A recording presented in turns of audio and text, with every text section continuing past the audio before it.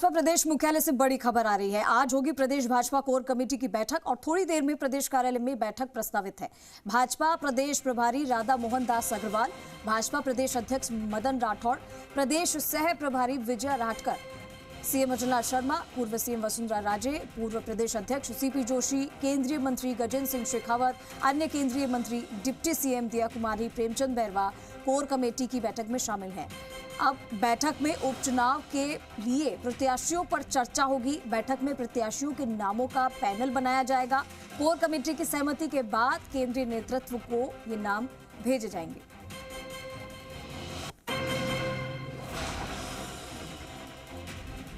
तो उपचुनाव जिसको लेकर चर्चा की जाएगी इस बैठक में। और आपको बता दें कि आज ये बैठक होने जा रही है। आज प्रदेश भाजपा कोर कमेटी की ये बैठक है और कमेटी की बैठक में थोड़ी देर में प्रदेश कार्यालय में बैठक प्रस्तावित है। हमारे सहयोगी विष्णु शर्मा लाइव जुड़ चुके हैं, ज्यादा जानकारी के लिए सीधा रुख करेंगे। विष्णु, थोड़ी देर में कोर कमेटी की, भाजपा की तरफ से जो कोर कमेटी की बैठक है वो होने जा रही है। अब ऐसे में इस बैठक का मेन मकसद क्या है? उपचुनाव भी है, उसको लेकर भी जो चर्चा होगी, क्या कुछ रहेगा?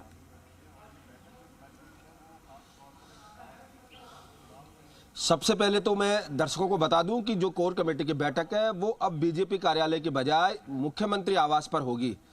समय बदल दिया गया। तमाम नेताओं से जब कल बात हुई थी तो बैठक का सब जो समय था और स्थान था वो बीजेपी कार्यालय था और समय 9 बजे था, लेकिन अब बैठक 9:30 बजे होगी और मुख्यमंत्री कार्यालय पर होगी। ये हालांकि बीजेपी के तमाम जो कवर करने वाले पत्रकार हैं वो यहाँ पहुँच चुके हैं।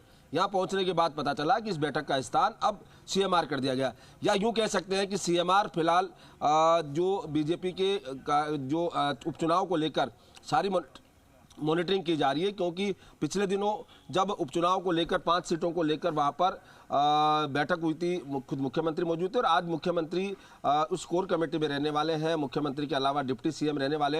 हालांकि बताया जा रहा है कि डिप्टी सीएम दिया कुमारी बाहर है, लेकिन प्रेमचंद बैरवा और इसके अलावा जो कोर कमेटी के अन्य सदस्य हैं वो उसमें रहेंगे। बीजेपी के प्रदेश प्रभारी राधा मोहन अग्रवाल है, प्रदेश सह प्रभारी विजय राठकर है, पूर्व प्रदेश अध्यक्ष सीपी जोशी वो रहेंगे। इसके अलावा मदन राठौड़ वो बैठक में रहेंगे, बीजेपी के प्रदेश अध्यक्ष। साथ ही अन्य जो पदाधिकारी वो बैठक में रहेंगे। हालांकि वहां सीएमआर में मीडिया का प्रवेश बंद है, लेकिन अब थोड़ी देर बाद वहां जो 9:30 बजे जब बैठक शुरू होगी तो तमाम पदाधिकारी है वो पहुंचना शुरू हो जाएंगे।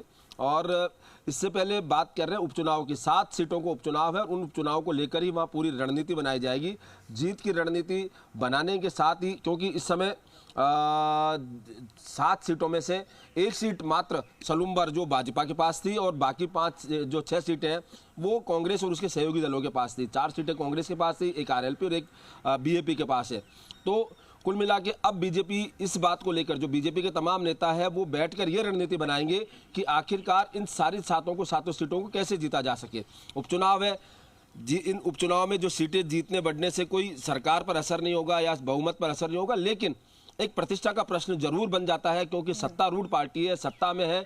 इन चुनावों का आगामी पंचायत और नगर पालिका चुनाव होंगे, उन पर परिलक्षित होगा प्रभाव। तो ऐसे में बीजेपी चाहेगी कि 7 सीटें जीते, जिससे कार्यकर्ताओं का न केवल मनोबल बढ़े बल्कि एक मैसेज भी जाए जनता के बीच में कि बीजेपी अच्छा काम कर रही है। तो ये अब जब 9:30 बजे बैठक शुरू होगी तो तमाम जो नेता वो इसी बात को लेकर बैठेंगे कि इन 7 सीटों पर है कैंडिडेट कैसे हों, किस प्रकार उनका चयन किया जाए, इस बातों को लेकर ही वहां पर चर्चा जाएगा। और जो कैंडिडेट के पैनल है वो तैयार किए जाएंगे, उन पर कोर कमेटी की मुहर लगेगी और मुहर के बाद वो केंद्रीय नेतृत्व को भेजे जाएंगे। वहां से जब उपचुनाव कुछ दिनों बाद उपचुनाव की यहाँ घोषणा होने वाली है तारीखों की, तो ऐसे में तब उसके बाद वो उनका नामों का ऐलान किया जाएगा। तो ये जो भारतीय जनता पार्टी के प्रदेश नेता है वो यही बैठकर मंथन करेंगे कि कौन उपयुक्त कैंडिडेट हो सकता है, क्योंकि पिछले दिनों रायशुमारी ले चुके, अलग अलग स्तरों पर रायशुमारी ली गई थी। पहले जैसा कि आपने बताया कि इनका जो मेन चुनाव है उस पर पार्टी पर कोई असर नहीं होगा इन चुनाव का, लेकिन फिर भी तैयारी कैसी है? अब बिल्कुल तैयारी बताया कि 7 सीटें जीतने की कोशिश में है और बीजेपी के नेता दावा भी कर रहे हैं, चाहे प्रदेश प्रभारी हो, प्रदेश अध्यक्ष हो या अन्य नेता, वो तमाम 7 सीटें जीतने का दावा कर रहे हैं। लेकिन चुनौती जरूर है उनके सामने बीजेपी में, तो ऐसे इस चुनौती से कैसे पार पाया जाए, यही मंथन यहाँ बीजेपी के नेता करेंगे। क्योंकि 7 सीटों में अभी कई जो सामाजिक समीकरण है, इसके अलावा वह राजनीतिक वो सिनेरियो है, उन तमाम बातों को लेकर ही यहाँ पर प्रत्याशी का चयन किया जाएगा और उस प्रत्याशी के चयन के लिए मुहर लगेगी। क्योंकि रायशुमारी लगातार अलग अलग स्तरों पर की जा चुकी है। लोकसभा चुनाव के जस्ट बाद जब एक सीट खाली हुई, उसके बाद फिर लगातार यहाँ सीटें खाली हुई। जब 5 सीटें लोकसभा चुनाव में एमएलए सांसद बन गए थे, तब से ही लगातार बीजेपी इसका प्रयास कर रही है और ग्राउंड लेवल पर भी काम कर दिया गया है। हालांकि कांग्रेस की भी तैयारी उसी प्रकार की है कि कांग्रेस ने भी अपने बिसात बिछाई हुई है, लेकिन बीजेपी उस बिसात को कैसे तोड़ सकती है, ये इस पर आज यहाँ चर्चा होगी, मंथन होगा। आखिरी एक तरह से मंथन माना जा सकता है चुनाव को लेकर कि अब पैनल के नाम तय किए जाएंगे, कौन कौन कैंडिडेट हो सकते हैं, वो उस पर पैनल के तैयार करके केंद्रीय नेतृत्व को भेजे जाएंगे। जी विष्णु, आपने बताया कि सीएम अभी फिलहाल बाहर दौरे पर हैं और दिया कुमारी भी यहाँ पर माफ कीजिएगा मौजूद नहीं होंगी, तो क्या उनके इस बैठक में नहीं रहने से कुछ असर पड़ेगा, क्योंकि उनका गुजरात दौरा भी और दिल्ली दौरा भी है सीएम का? मुख्यमंत्री तो दौरे पर रहेंगे, इसमें दौरे पर दोपहर बाद जाएंगे, इसीलिए कैबिनेट सुबह बुलाई गई है जी। अब पहले 9 बजे का समय था, अब 9:30 बजे बैठक होगी। सीएमआर में बैठक बुलाई गई है। वहां बैठक के तुरंत बाद जो मुख्यमंत्री भजन लाल शर्मा वो गुजरात जाएंगे, सूरत में वहां पर कार्यक्रमों में हिस्सा लेंगे और उसके बाद रात 8 बजे दिल्ली जाएंगे और उसके बाद विदेश जाने का उनका कार्यक्रम है।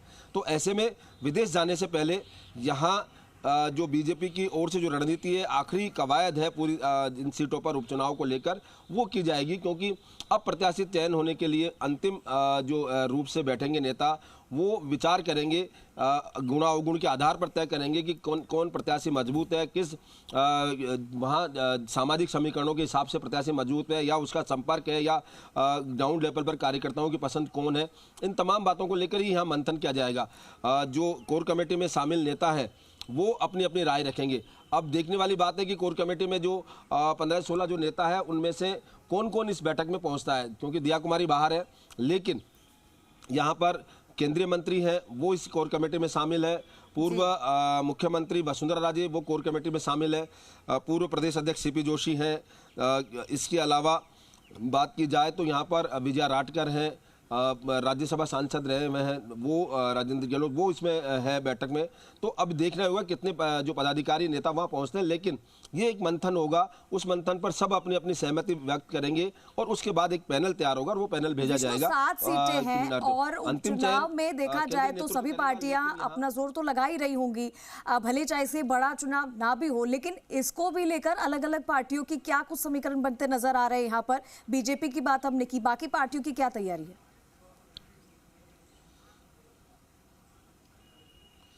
अब बिल्कुल कांग्रेस ने भी जहां इन सीटों के लिए अपने जो बिसात है वो बिछा दी थी, लगातार वहां कांग्रेस की ओर से भी ग्राउंड लेवल पर जो कमेटियों की घोषणा पहले ही कर दी गई थी काफ़ी लंबे समय पहले, और उन्होंने भी जो प्रत्याशी चयन है उसको लेकर अपनी बात कही थी। पिछले दिनों कांग्रेस प्रदेश अध्यक्ष गोविंद सिंह डोटासरा वो खुद कह चुके थे कि हमारी पूरी तैयारी है और प्रत्याशियों के चयन का काम चल रहा है।